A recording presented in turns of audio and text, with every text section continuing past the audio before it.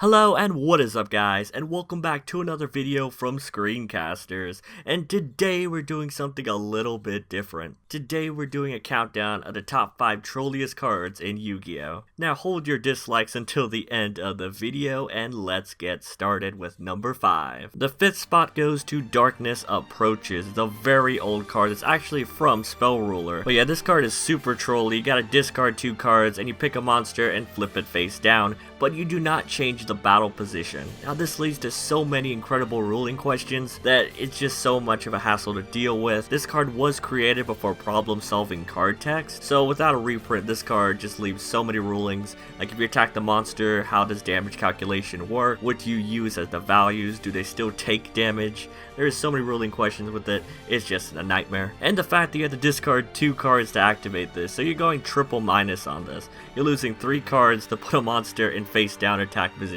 And at the end of the day, you gotta ask yourself, is it really worth it? Using 3 cards to put you and your opponent in a very weird game state. The 4th trolliest card in Yu-Gi-Oh! Is Yujo Friendship, the only card that makes both players really uncomfortable on activation. Basically, you activate this card by offering your opponent a handshake, and both players' life points become equal to half of the total life points. And if you have Unity in your hand, you basically force your opponent to accept the handshake. So you're kind of forcing your opponent to be friends with you. This reminds me so much of Facebook, but this card is super trolly. It doesn't have really much of a use other than just trolling your opponent, and even then it's very situational because your opponent's gonna say no unless you have the unity and make them friends with you. It goes to show that nothing is above trolling, not even friendship. The 3rd spot goes to our lovely friend Potagreed's really weird and slower and opposite brother, the Gift of Greed. This card is a normal trap card that says your opponent draws 2 cards. And that's it.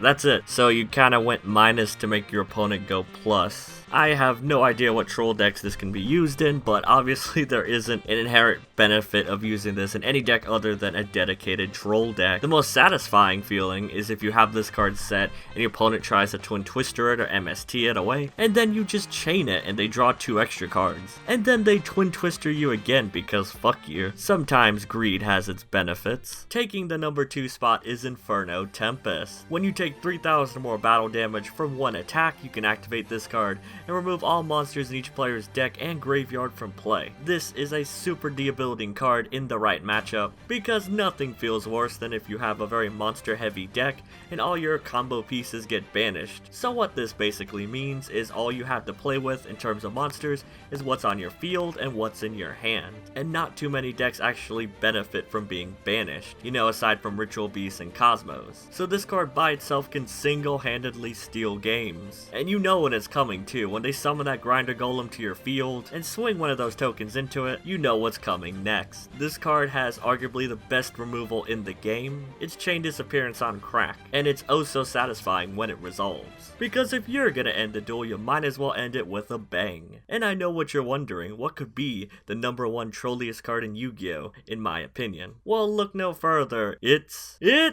final countdown! It is none other than the legendary Final Countdown. This card has arguably the easiest win condition to fulfill in Yu-Gi-Oh!, competing directly with Exodia himself. You pay 2,000 life points and after 20 turns, the duel is yours. Being currently limited on the ban list, it is super satisfying opening this card and then resolving it first turn. Because you put your opponent on a clock, you basically saying, hey, I'm gonna win this duel unless you push through my stall cards.